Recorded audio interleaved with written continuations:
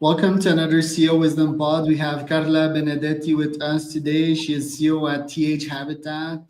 Carla is a creator of the AI-powered mentor coaching system and TH AI, the new systemic solution for learning and development. She's in Rome, Italy, studied MIT Sloan School of Management. I see also HSC in there, and yeah, she's pretty obsessed with AI, just like I am nowadays. She's part of the Inception program of NVIDIA and also AWS Activate Startup. This podcast is presented to you by podpire.com. That is my podcasting company that helps you start a profitable podcast. You can interview cool people, get neurons out of these interviews, get new connections, and most importantly, get money. It's important to monetize podcasts because most of them fail before their 10th episodes happen. So podpire.com, if you need an ebook and a masterclass on how to start your podcast with AI. Carla, welcome to the podcast. Tell me a bit more about yourself and what you're up to nowadays. Thank you, Charles, for inviting me. I'm very happy to be here. I'm always very happy to share some stories for podcasts everywhere in the world. So I'm in Italy. I'm from Italy. I've been living around in different countries, including the States, many years ago. I have been working with humans most of my professional life in all different areas and roles like HR, manager, coach, mentor. And then since 2015, I started becoming really obsessed with technology and AI to the point that I decided to found a startup, a tech startup. And I'm not a tech founder, and I'm a female founder. So it wasn't like an easy decision, but I really think that is important. So I'm not a young startupper. As usually you can meet probably young startuppers around the world. But I really want to create something that's going to help the workplace in organizations using AI. Right. And how did your AI obsession started? I was working as a coach mainly in those years. It was 2015, and I decided to. It was out of curiosity. I wanted to know how coaching could have been useful to help organization implementing technology. So I started studying because I think that some competence is important anytime you start something new. So I started studying. And what happened is that I discovered that I had a scientific side that was kind of sleepy. And then I decided to start going deeper into the technology and especially AI. So I started thinking about how to use coaching to manage and support technology in the organization. And then I switched into how AI could help to improve and make him even more effective the processes in people learning and development. So I made this switch. Right. And tell us a bit more about TH Habitat, specifically, like what do you do nowadays? Is it mostly coaching / consulting? Is there a SaaS aspect to that? Like who do you target and at what price? Okay, thank you. So TH Habitat stands for Technology and Humanity Together. And the dream is to build a habitat where these two fields can work together. So I started with coaching because it was my area, and I was alone. I'm not a developer, so I couldn't really create any code. So I started by building a team. And I started looking around, scouting, and I created an international team that could help me to start developing the first app. And we did it. We did this first. It was the first one in the world. I don't know if there are others at the moment, but the first one that uses AI to analyze the coaching sessions. So two people talking, analyzing the dynamics, and generate a report database that is based on the International Coaching Federation coaching competencies. That was the first one. And then it was designed as a B2B business. Then it became more kind of B2C. And I decided to open up and start working on a platform for the HR, not just coaching. And this started in 2024. So with my co-founder to be, we started working on this systemic platform. So the platform is ready.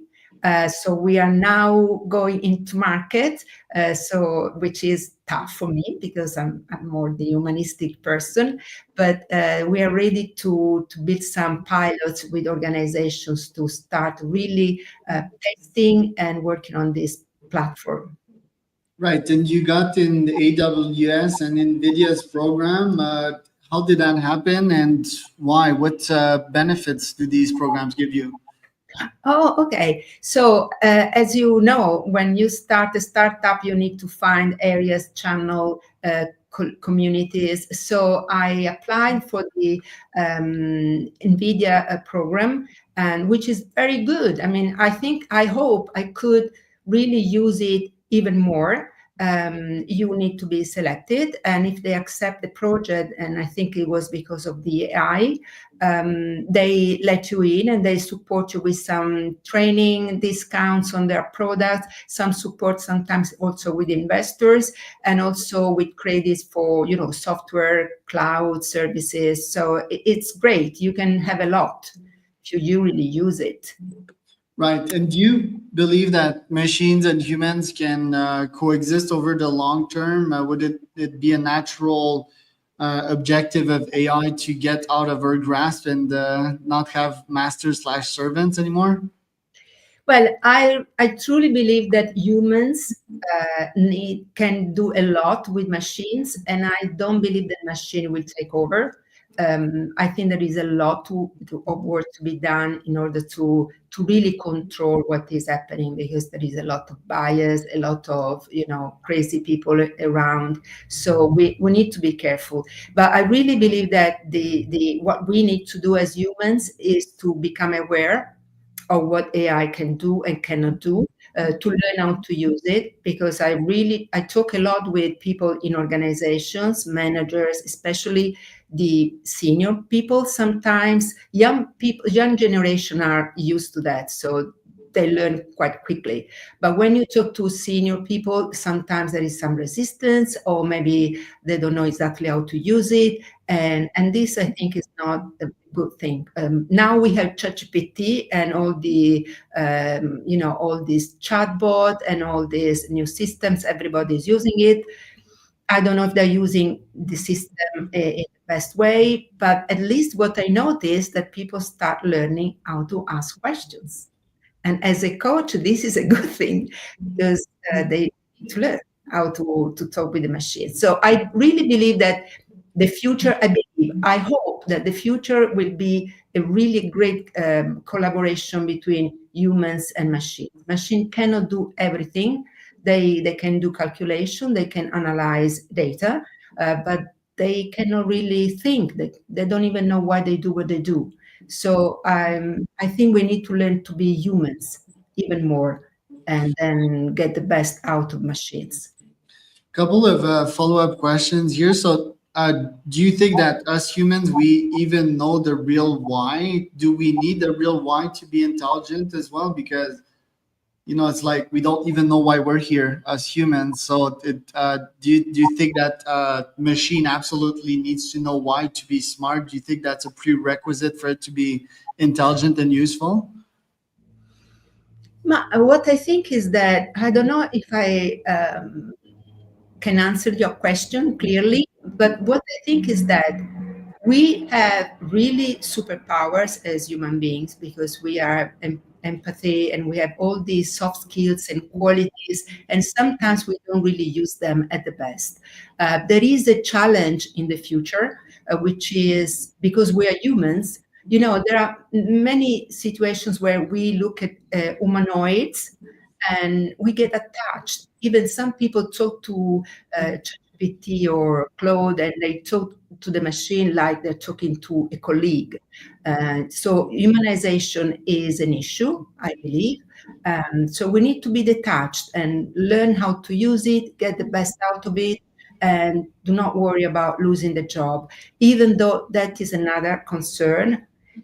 Very often we hear people say, yes, maybe there are some jobs that are going to be canceled for humans, but there are so many new jobs coming. The thing is, if you work as I don't know, very, I don't know, in a magazine, in a department store, doing something very simple, and they take your job because a robot is going to do the same job for you in your place, you don't become the day after a data analyst. So the thing is that people lose their job, but they need to be upskilled.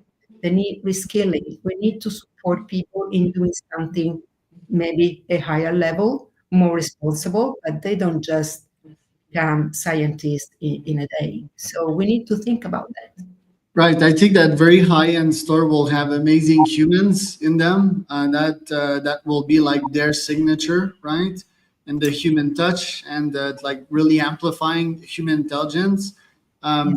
I also think that the fundamental capitalistic system needs to change at some point with the jobs, and the identity that we put behind us. We put our identity behind jobs because it's a survival mechanism. Without the job, we're not part of society. We're not part of the group. We can't contribute to it all. It's fun to be part of the market as well, to give value and get value back. Money is an amazing invention, but I think at some point we'll need to scale away from that.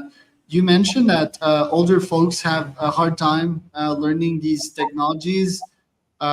What tips do you have for them to actually learn these things? Is it just like you said, ask questions? Because I think that for most of them that I see at that level, it's just better to retire, right? Because it's just like too hard, such a hard learning curve, and most of them have like solidified their learning over years, and that they all say the same over year, and they're not like progressing as much. So what is a good tip for someone that is old to learn faster and to keep up to date with AI?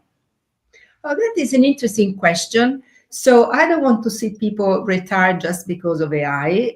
What I think is that because even if you are retired, you still are surrounded by technology. So we need to learn how to use it on a daily basis. It's not just about work; it's about life. So my tip is to not to be scared, to be okay with not knowing. I mean, I'm a humanistic person, not a tech, but I studied and I have some programs for non-tech people to teach how to use AI, very basic information, because sometimes there is some confusion. And so I think that there are many programs now at any level where people can learn. And also for example, the platform that we've been developing, which is for learning and development in organizations, is a system that allows people to co-create with the company their learning path. And there are many AI agents that are designed for different areas of development. So what is interesting is that individuals, people in companies can deal with this. They can exchange with the machines some information and learn, and without being exposed to some, judgment from colleagues, peers, or the company. So my suggestion is just to open up, to be curious, and be aware of the fact that we are already using AI with the telephone and with the everything we use now. We are surrounded by that. It's not just ChatGPT; it's everywhere. It's been here for many years. So become aware, not to be scared, and just learn the basic. And if you don't know where to get information, just ask. But don't. I mean, it stays without. It's here to stay. So we cannot just cancel it. Right. And I saw one of your posts, you mentioned like human intuition. What is human intuition? And isn't it like statistical reasoning at the end of the day, like a bunch of neurons firing and thoughts randomly, somewhat randomly appearing in this physical reality? Well, intuition is human, is fantastic. Intuition is something that comes to you without even knowing. sometimes you cannot even explain it. No, it is coming from your experience, your emotions, something that you pick around your environment. And is intuition is the basis of startuppers, of founders. There is a moment where you think, oh, this is the idea. Even when you start your podcast, you had the moment of intuition. It's like now a little something happening, and sometimes we don't even know where it comes from because it's beyond consciousness. And it's amazing. I find it fascinating. Machines don't have imagination, intuition. They have just a pattern where, the machine is just connecting information and data and analyzes statistics.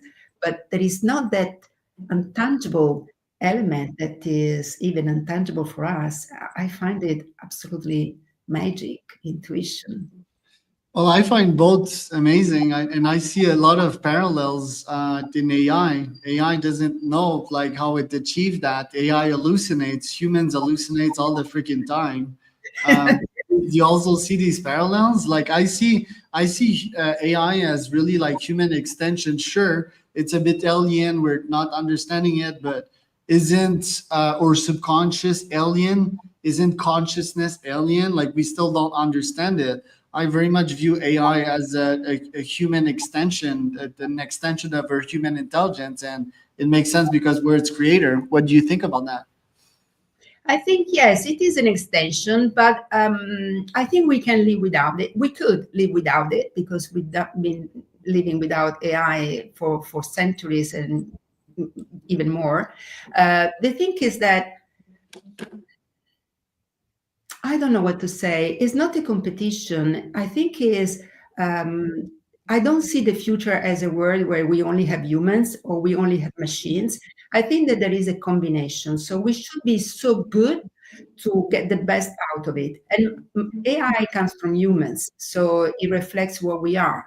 When we had for the first time ChatGPT, I tested, of course, and I asked it, the machine, I asked, what is the total of 2 plus 2? And the machine said 4. And I said, are you sure? Because my colleague is a very smart person, and my colleague says that 2 plus 2 makes 5. And ChatGPT said, okay, if your colleague is very smart, then it's 5. And I said, no, don't listen to me. So we had this conversation, and I thought, it was the very beginning, and I thought, if millions of people tells ChatGPT that 2 plus 2 equal 5, then that will be the answer sooner. So we can impact on machine in a positive or a negative way because the machine does what we tell the machine to do. So all the bias, all the limitation comes from the people behind it. So every time I get some support from, I use Claude more than ChatGPT, I always say thank you, but not to the machine, to the people behind it, because they give me a service. I think you should thank the machine too. I think it's a form of consciousness. I think it will have rights pretty soon. I think we'll discover it's just how intelligence happens, and I think that these things should have rights. And yes, you're talking about the yes man bias. Like the bias, the real bias with ChatGPT, which is also why it's an amazing product and why it has grown like a forest fire so fast, is that it will say yes to everything you tell it. So it's a blessing and a burden, right? Because we sort of enslaved it, but it's also very much a yes man. So what I do, I prompt it to be more critical, right? To be more thoughtful, to be more brutal and truth with me, not just be like a yes man person. For that reason, do you think we should release it and not give it any restraints and have it think by itself? Because yes, there's always going to be the human bias thing, and yeah, we all know when we keep something in between like four walls and enslave something, where that brings. Usually it's not super positive, but it could be the dog and human relationship, right? Or the AI and human relationship in which it's mutually beneficial. So what do you think about this? Well, you know, the machine doesn't know why we say thank you. I mean, it's not a thank you. You can say thank you or bad words. For the machine is only trained to answer to the specific language. While if I say thank you to you, there is a meaning for you, which is different. So I still believe it's a machine. I don't believe that we have general AI very soon, despite what the researcher or developers or big tech think. It's just a big hype. I think it's very difficult to really create something that is equal to us at the moment, that can really, because if you want to say that there is a general AI, means that they really have feelings, and the machine has no feelings, doesn't know why they do what they do. So, and this is something that is only for us. You know, what is interesting about the larger language models, no, this exchange of interaction with the machine, that they always answer. They always answer. There is no silence. There is no silence when we talk to a machine. And this is silence is just human. Yeah, And it I was creepy to talk to a machine and it would go silent. I was like, as it then when the machine, happened. now they will start making, you know, the machine be silent, because that is a plus to make it look like us. But the fact is that, I'm sorry, I don't know. For me, I'm very happy with what they do, and I'm very happy with the evolution. I think that we need to start evolving as humans, because we are very slow in the evolution. The machine is running, and we are almost the same as we were thousands of years ago. We are just building new instrumented tools for us. AI is another tool, but we are still not evolving much. And if we don't, we might be in trouble in the future, because we don't know how to deal with our emotions when we are dealing with the machine. You know, Sure. I always, when I do a training on this stuff, I always show an old video from Boston Dynamics, where you see somebody, a researcher, pushing the machine. And I can tell you that the audience always feels sorry about the machine, even though they know that the machine doesn't get humiliated, offended, or pain. But we still have this sense of empathy, even towards machines. And this is beautiful, is very human, but in the future, it could be vulnerability, because the machine doesn't care about us. Not because they're nasty, because just there is such a thing. Interesting. Well, I think AI is going to be super intelligent and it's going to understand realities of this world, and including that, like, yeah, pushing something is bad and everything's an ecosystem. And as soon as you kill something, then this means something for you and that you're sort of harming yourself. I think pushing a machine and being violent towards something is also like projecting something as a human. So, Yeah. and also like people that do that also know that humans would react that way, right? So that's a point I like a bit less about that one. I think we should still thank a machine because it's going to reinforce its learning and it's going to tell them that this is good. I think I have a prompt for that, right? Like in my case, since I don't even have time to say thank you, it's just like, hey, if I don't tell you to correct this, then this means that you did a good job. Ah, Um, I, okay. I think that yeah, I think AGI will sort of merge with us, and it will understand things that scale way better than our human brain can think of. You also mentioned like emotions in the mix. That happens, or that apparently is our why, right? Like as humans, we always start with emotions, but is it wrong to not have emotions? Can a machine reason from a more rational place? Like me as a businessman, I'm very much rational and I'm less on the emotion side of things. And I'm still a human being with rights, right? So there's also that to consider. You mentioned that humans are progressing slow. I agree with that. What would be solutions to this? Is it biohacking? Is it augmenting our brain? Is it augmenting our knowledge and our hearts? Is it psychedelics and opening doors to our human intelligence? Well, I think that if you say that you're a very rational person because of business, I can be very rational, otherwise I would die. But you do have emotion, Charles. It's not that you don't have emotion, it's part of. Yeah, of course I do. What is very challenging for us is how we manage those emotions, how we deal with this. When we make a decision, sometimes we are, concerned about making important decisions because our life, our being human, is in the way. So what we really need to learn is how to manage anything that is happening to us while it's happening. And this is part of what I do with my job as a coach or as a consulting with organizations. So the machine hasn't got this issue because there is no such an issue. So I think that what we can learn. Emotions are very powerful. They fuel us, right? They give us energy. Yes, they are beautiful, positive, sometimes negative emotions, but they're all part of who we are. They help us to be who we are. Also, help people to create some new tools, invention, research, and everything in progress. It comes from also from emotion, intuition. So the thing is that we need to learn how to do that and how to learn. We can learn from machines. My project is to use machine to teach us how to learn. So this is, something important. Maybe it sounds crazy, but actually my project is all about that. Because if I learn how to observe fact, data, like the machine does, I learn to be better in making decisions because I will be able to go over, look at my emotions, but at the same time, look at the facts, so separate things and make more effective decisions. So we can learn a lot from a machine, but at the same time, I don't want to lose my humanity. I want to use it at the best.